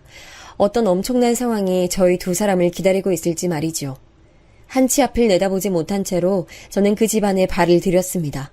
저도 모르게 탄성을 삼켜야만 했어요. 전에 대학 다닐 때 들었던 강의에서 과제로 영화 감상문을 내주는 바람에 봤던 영화가 있었는데 거기 주인공이 엄청 부자였거든요. 그런데 그 주인공이 살던 집하고 엄청 비슷하게 생겼더라고요. 으리으리하기보다는 고풍스러웠고 정제되어 있는 분위기라는 게 있었습니다. 저는 집안 풍경에서도 격식이라는 게 흘러나올 수 있다는 걸 이때 처음 체감할 수 있었죠. 오빠, 솔직하게 말하자면 내가 머릿속에서 상상해본 것보다 집이 훨씬 더 좋다. 세상엔 정말 잘 사는 사람이 많고 훌륭한 집에서 사는 사람이 많다는 감상이 드네. 실감이 안 나서 마치 내가 세트장에 와 있는 것 같다. 와, 이런 곳에서 매일 살면 기분이 어때? 그렇게 말해주니까 왠지 민망하다. 우리 엄마가 실내 인테리어에 관심이 많으셔서 집안 이곳저곳도 직접 꾸미신 거거든. 이따가 한번 네가 우리 엄마한테 이런 거 알려달라고 해봐. 분명 엄청 반색하시면서 너한테 설명 많이 해주실 거야. 아, 정말? 아, 무척 센스가 좋으신 분이구나. 사실 나도 소품 두고 꾸미고 배치하고 이런 거 엄청 좋아하는데 왠지 공통점이 있는 것 같아서 괜히 친근하네. 저는 어머님에 대한 이야기를 들으며 높은 천장과 집안 곳곳에 배치되어 있는 장식물을 쳐다봤어요. 촌스럽게 굴고 싶진 않았는데 저도 모르게 그렇게 되더라고요. 차림새를 보아하니 여기서 일하시는 분인 게 틀림없는 아주머니께서 저희에게 다가와 주셨어요. 안내해 주신 방향을 따라 이동하자 거실이 보였습니다. 남자친구가 웃으며 제게 말했어요. 집에 거실이 3개인데 여기가 첫 번째야. 나머지는 천천히 구경하면 돼. 거실이 3개? 와, 대단하다. 근데 오빠, 내가 이따가 구경하다가 놀라 자빠질까봐 미리 경고해 주는 거야? 제가 장난스러운 말투로 남자친구 말을 받았는데 누군가 저희 두 사람 쪽으로 다가오며 말을 건넸습니다. 뭐가 놀라서 자빠진다는 거예요? 내가 엿들을 생각은 아니었는데 귀에 들렸네. 아우, 두 사람 사이좋게 있는 모습 보니까 괜히 흐뭇해지네. 아가씨 안녕하세요. 우리 오늘 처음 보지요? 나 우리 태민이 엄마 되는 사람이에요. 부드러운 말투를 내신 분은 바로 남자친구 어머니였어요. 어머님께서는 어깨에 닿는 머리를 우아하게 볼륨 띄워서 옆으로 넘긴 모양을 하고 계셨는데 마치 연예인들이나 하는 스타일처럼 보였습니다. 우아하면서도 밝은 이미지를 뽐내고 계셨죠. 키는 저와 엇비슷하지만 조금 더 낮은 눈높이를 하고 계셨고요. 저는 그런 어머님의 모습을 저도 모르게 멍해져서 바라봤습니다. 제법 한참이나 멍하게 그저 어머님을 쳐다봤어요. 그러다 제 옆에서 남자친구의 당황한 숨소리가 들려오자 아차 싶어서 얼른 꾸벅 인사했죠. 아, 안녕하세요. 너무 아름다우셔서 저도 모르게 빤히 쳐다봤네요. 죄송합니다. 저는 태민이 오빠 여자친구 남민지라고 합니다. 엄마, 우리 민지 귀엽죠? 내가 전에 민지한테 엄마 사진 너무 멀리서 찍은 걸로 보여줬었나 보다. 엄마가 이렇게까지 아름다운 미인일 줄은 몰랐던 거지. 근데 민지는 그런 이유로 놀랐다 치고 엄마는 반응이 왜 그래요? 갑자기 표정이 엄청 굳어 보이는데 어디 편찮으세요? 남자친구가 걱정스러운 소리를 낼만 했어요. 그도 그럴 게 어머님께서는 순식간에 안색이 파리해진 상태였거든요. 갑자기 얼굴에 핏기가 싹 가신 모습으로 어머님께서는 저에게 이런 질문을 하셨습니다. 민지? 본인 이름이 민지예요? 아주 흔한 이름인데 거기에 성까지 남이라고 한다면 흔한 조업은 아닌데 어떻게 남민지라는 이름이... 게다가 우리 태민이하고 4살 차이라고 들었으니까 그럼 나이도 똑같은데? 그건 질문이라기보단 혼잣말에 가까웠는데 어머님께서는 무척 혼란스러운 표정을 하고 계셔서 저도 당황했습니다. 자연스레 남자친구하고 시선을 교환했지요. 저희 둘 다 이게 무슨 상황인가 싶었거든요. 저는 제 이름이 결코 특이하지 않은 만큼 어머님께서 아는 사람하고 제 이름과 나이가 똑같겠거니 이런 1차원적인 짐작만 했습니다. 어색함을 달래보려고 손으로 머리를 쓸어 넘기면서 웃었는데요. 그 순간 저를 바라보시는 어머님의 눈빛이 한층 더 혼란스러워지는 거예요. 왜 그러신지 여쭤보려고 했는데 어머님의 다급한 음성이 저보다 빨랐습니다. 잠깐만. 내가 혹시 아가씨 손을 좀 볼 수 있을까요? 방금 거기 손등에 무슨 자국이 있었던 것 같은데. 네? 이거요. 이거 제가 어렸을 때 다쳤던 자국인데요. 화상을 입었는데 저는 너무 어려서 그 순간이 기억도 안 나요. 그만큼 오래된 일인데도 화상 자국은 손등에 꽤 선명하네요. 보기 흉한가요? 화상 자국이 그렇게까지 큰 건 아니라서 저는 별로 신경 안 쓰고 살았는데. 어떻게 이럴 수가. 세상에 어떻게 이런 일이. 그때 갑자기 어머님께서 탄식을 내뱉으면서 거실 바닥에 스르르 주저앉으셨어요. 마치 온몸에 힘이 풀리신 듯이 아주 털썩 말이에요. 저는 너무 당황해서 화상 자국을 내어 보이던 제 손등을 앞으로 내민 자세 그대로 굳어버렸고요. 깜짝 놀란 남자친구가 어머님을 부축하려고 했어요. 그러자 어머님께서는 고개를 강하게 저으시더니 이내 손으로 당신의 가슴을 퍽퍽 치며 울기 시작하셨습니다. 그야말로 난데없이 오열을 시작하셨고 대저택에서 일하시는 두 분 정도가 소리에 놀라 다가오셨다가 눈치를 살펴대셨어요. 다들 이게 무슨 일인가 싶었던 거예요. 저는 너무 당황스러워 어찌할 바를 몰랐습니다. 결혼 이야기가 오가고 있는 상황이었으니 한마디로 저는 예비 시댁에 처음 인사를 드리러 와서 예비 시어머니를 첫 대면한 것이었잖아요. 그런데 그 예비 시어머니께서 저를 보시자마자 바닥에 주저앉으셔서 통곡을 해대시니 이 상황을 어떻게 받아들여야 할지 정말 모르겠더라고요. 남자친구는 무척 염려스럽게 어머님 안색을 살폈습니다. 엄마, 대체 갑자기 왜 이러시는 거예요? 어디가 편찮으신 거예요? 주치의 선생님 오시라고 그럴까요? 아니면 병원으로 직접 가시는 게 낫겠어요? 원하시는 대로 제가 바로 해드릴게요. 내가 지금 어디를 가겠니? 하늘의 뜻인지 운명의 장난인지 모를 이런 상황을 두고 내가 어디를 간단 말이야. 아이고, 민지야. 민지는 왜 부르세요? 제 여자친구 엄마가 원래 알고 계셨던 것도 아니면서. 남자친구는 한층 더 당황하고 있었지만 저는 그 순간에 이상한 예감 한 줄기를 맞닥뜨렸습니다. 그것은 본능이 제게 속삭여주는 울림이었어요. 제 머릿속에서는 집에 딱 한 장만 남아있던 제 생모의 옛사진이 떠올랐습니다. 그 옛사진 속에서 보았던 이목구비가 결코 낯선 것만은 아니라는 생각이 들었습니다. 저도 모르게 입술 사이로 이런 소리를 내뱉었죠. 혹시 제 엄마신가요? 저를 낳아준 엄마예요? 작은 중얼거림과도 같았는데 어머님이 고개를 번쩍 들어서 저를 올려다보시더군요. 100마디 말보다 많은 이야기가 눈빛에 담겨 있었고 그것으로 이미 대답이 되는 셈이었습니다. 그 눈물 젖은 얼굴이 저는 그제서야 저와 어딘가 비슷한 인상을 가지고 있다는 점을 알아차렸습니다. 등줄기에 소름 한 줄기가 스쳐 지나갔어요. 그때 남자친구가 떨리는 목소리로 묻더군요. 지금 이게 무슨 소리야? 어떤 상황인 거야? 민지야, 네가 설명을 좀 해줘. 우리 엄마 보고 왜 네가 그런 황당한 질문을 하는 거야? 설명이 필요한 사람은 아무래도 나일 것 같아. 오빠, 나 지금 머릿속이 너무 복잡하고 뒤통수가 얼얼해서 미칠 것 같아. 이거 진짜 말이 안 되는 건데 내가 아주 어린 나이였을 때 나 버리고 떠나셨다는 내 진짜 생모 말이야. 날 낳아주신 그분이 왜 오빠 어머님이신 것 같지? 뭐라고? 민지야, 그럴 리가 없잖아. 어떻게 그런 확률이 있을 수가 있어? 엄마, 지금 서로 뭔가 잘못 착각을 한 상황인 거죠? 그런 거죠? 저는 반쯤 넋이 나가서 중얼거렸고 남자친구는 화들짝 놀라서 그때부터 어머님께 채근을 했어요. 눈물을 흘리며 한숨을 깊게 내신 어머님께선 조금 떨리는 음성으로 이렇게 말씀하셨습니다. 정확히 내 기억 속 모양과 일치하는 그 화상 자국, 펄펄 끓는 뜨거운 미역국에 되어서 생긴 거야. 바보 같고 무지하고 모든 면에 부족한 엄마를 잘못 만나서 가여운 아이만 아팠던 거지. 말씀을 듣자마자 손으로 입을 틀어막았습니다. 안 그러면 입 밖으로 심장이 튀어나갈 것 같았어요. 어머님, 아니 저희 엄마께서는 눈물을 훔치시며 몸을 일으키셨어요. 반사적으로 엄마를 부축하는 남자친구의 얼굴엔 이미 넋이 나가 있었습니다.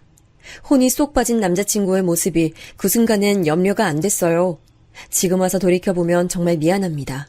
제 머릿속엔 온통 엄마에 대한 분노와 증오와 궁금증이 가득 차오른 상태였어요. 어렸던 저를 매정하게 버리고 떠났으면서 지난 세월 이렇게 좋은 집에서 생활하며 그 누구보다 여유로운 일상을 영위해왔다는 점이 저를 허무함 속으로 잡아 끌었습니다. 저는 제 손등이 미역국 때문에 이렇게 됐다는 거 오빠한테도 말해준 적이 없었으니 이걸 알고 계신다는 건 정말로 절 낳아주신 분이 맞다는 거네요. 민지야, 그래. 틀림없이 너는 내 딸이고 내가 낳았어. 내 배로 품어서 낳은 내 소중한 딸, 어떻게 세상에 나 이런 식으로 다시 만날 수가 있니? 너무 놀랍고 당황스럽고 그 이전에 너무 감격이 들어서 내가 어떻게 해야 할지 모르겠다. 오빠 통해 들으셨죠?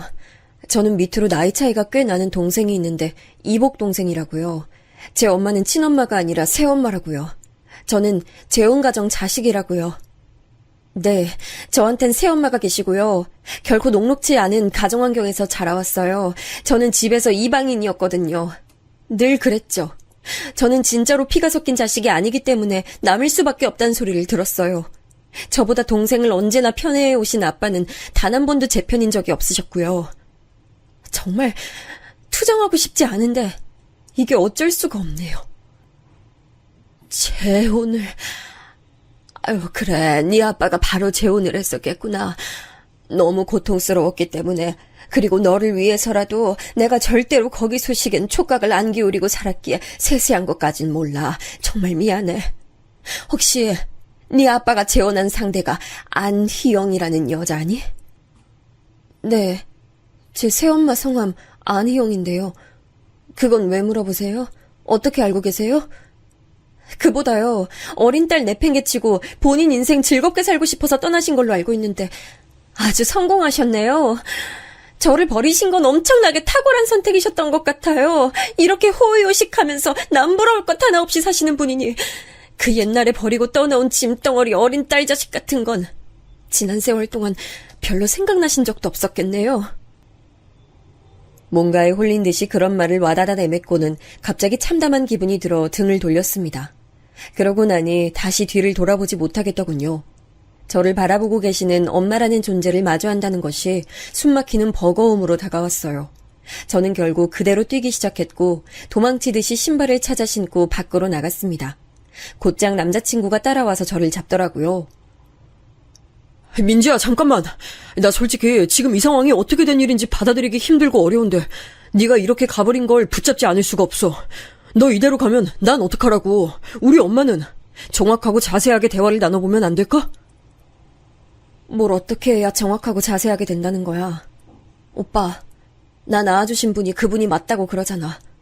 오빠가 너무 존경하고 애정을 다하는 오빠의 엄마 되시는 분이 바로 나를 낳으시고 매정하게 버리고 떠나셨던 바로 그분이라고 하는데 지금 이것보다 더 어떻게 정확하고 자세하게 상황을 정리할 수가 있는 거야. 무슨 말이 더 필요해? 저는 반쯤 제정신이 아닌 상태로 거의 악다구니를 쓰며 남자친구에게 말을 했어요. 그러자 남자친구도 본인도 저를 잡아둘 명분이 없었는지 한숨을 쉬며 고개를 떨구더군요. 저는 그렇게 그 집을 벗어나려고 했습니다. 이 벅찬 상황에서 도망치는 것만이 유일한 해법처럼 느껴졌어요. 정원을 가로지르려던 그때 저를 잡아챈 건 나지막한 목소리였습니다. 민지야, 엄마가 미안해. 뭐가 됐든 그냥 엄마가 전부 다 미안해. 그러니까 엄마하고 얘기 좀 나눠주면 안 될까? 엄마라고 칭하지 말라고 하면 그렇게 할게. 나 그냥 우리 민지를 잘 알고 있는 아줌마 할게. 제발 이대로 가지 말고 우리 대화 좀 하자.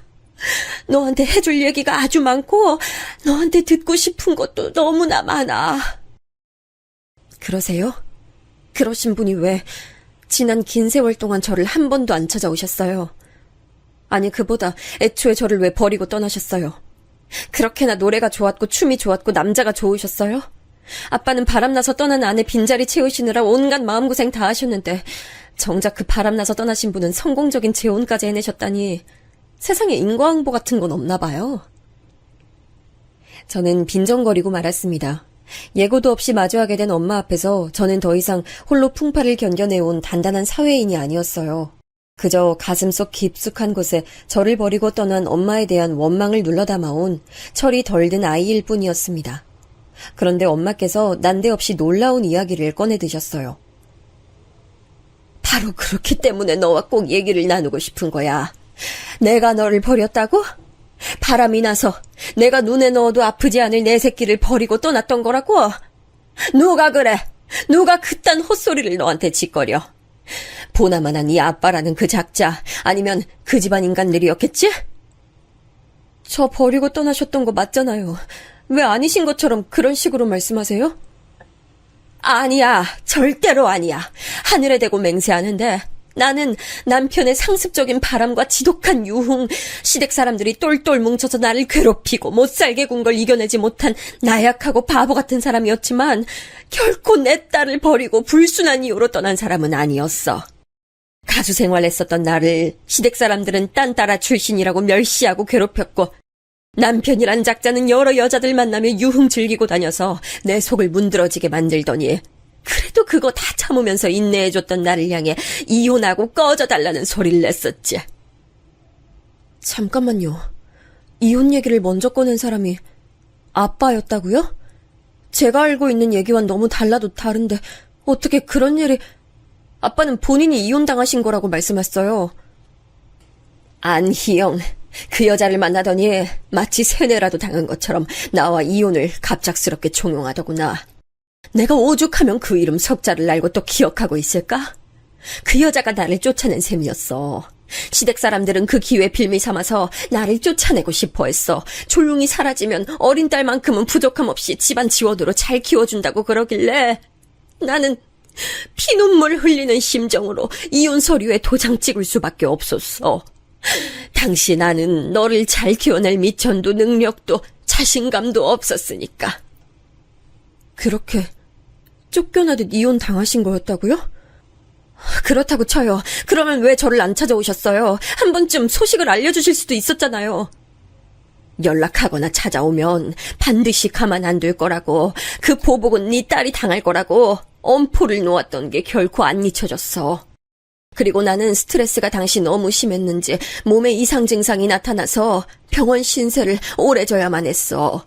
우연히 지금의 남편과 인연이 닿은 이후로는 미국에 가서 장장 10년 동안 살기도 했었고, 그러다 보니 너무나도 핑계지만 내가 너를 찾아갈 수가 없었어.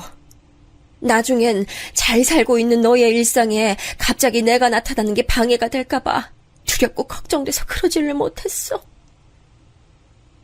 엄마께선 순도 100%의 진실만을 말씀하셨어요. 떨리는 눈동자와 그보다 더욱 떨리고 있는 어깨가 그걸 뒷받침하더라고요. 거기까지 듣고 나자 저는 할 말이 없어졌습니다. 이 기가 막힌 운명과도 같은 인연의 굴레에 탄식만이 나올 뿐이었죠. 안으로 들어가서 마저 이야기를 나누자는 엄마의 요청을 저는 거절할 염두가 나지 않았고, 깊은 생각에 잠긴 표정이 된 남자친구와 함께 다시 집 안으로 들어섰습니다. 대저택에는 응접실까지 따로 있더라고요. 영화 속에서나 보던 그런 공간에서 엄마와 마주 앉았어요. 저는 이 믿을 수 없는 상황을 그제서야 머릿속에 차분히 늘어놓고 정리를 해가며 엄마의 말씀을 들었고, 저 또한 제가 살아온 이야기를 거의 다 해드렸어요. 제 이야기를 들으시는 동안 엄마께선 눈시울을 붉히시기도 하셨고 웃기도 하시고 화를 참는 표정이기도 했죠. 아주 어렸을 때 잠깐 몇 년 같이 살았을 뿐이고 오랜 세월이 흘러 지금 겨우 이렇게 다시 뵙게 된 것인 뿐인데도 희한하게 저는 금세 엄마에게서 친밀함을 느꼈어요. 이야기를 경청하실 때 지으시는 표정이나 반응이 정말 놀라울 정도로 저와 닮아 있었거든요. 이래서 피는 못 속인다는 말이 있는 거구나 싶었습니다. 제가 그토록 마음속에 담아두고 원망하면서도 한편으론 그리워했던 엄마라는 존재가 이런 분이라는 것에 저는 감사하기도 했어요.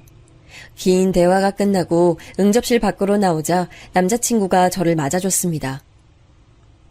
엄마, 나 민지 데려다주고 올게요. 다녀와서 봬요.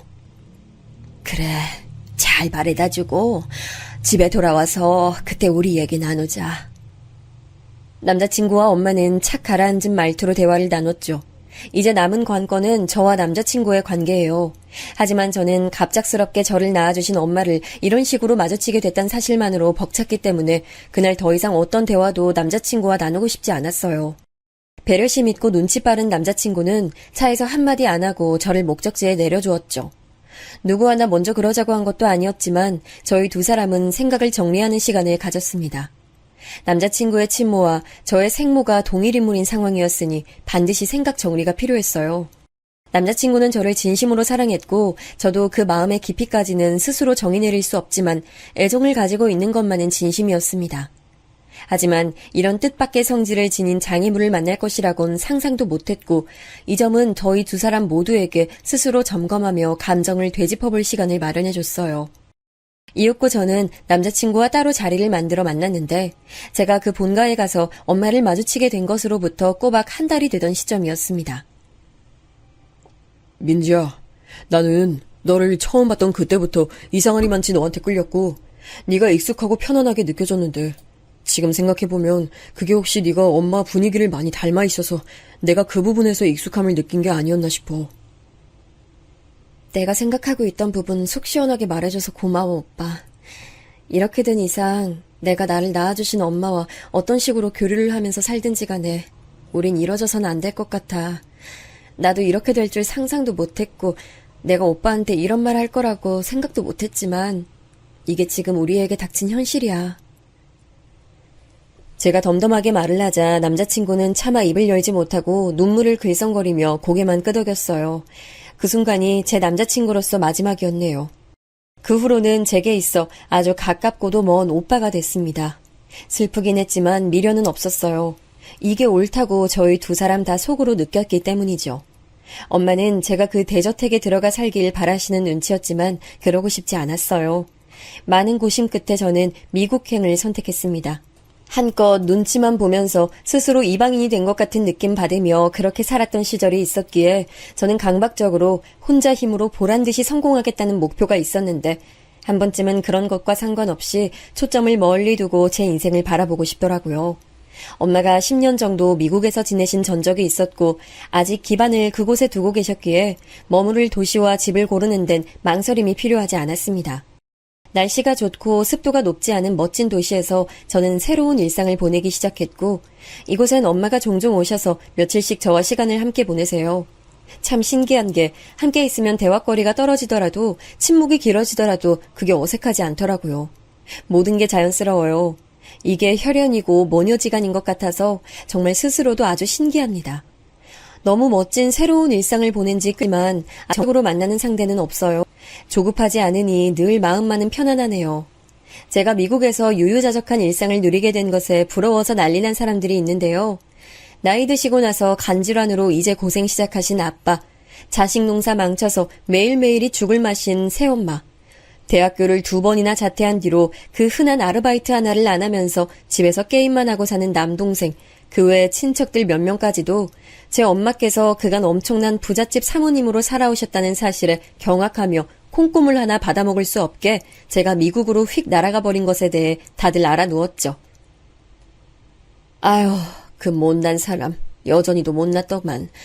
내가 그동안 온갖 고생하면서 산 게 아니라 재력가 만나 재혼해서 살아왔다는 것에 그토록 분해하고 분통을 터뜨리다니. 아유, 정말 잘못된 인성이고 잘못된 인연이야.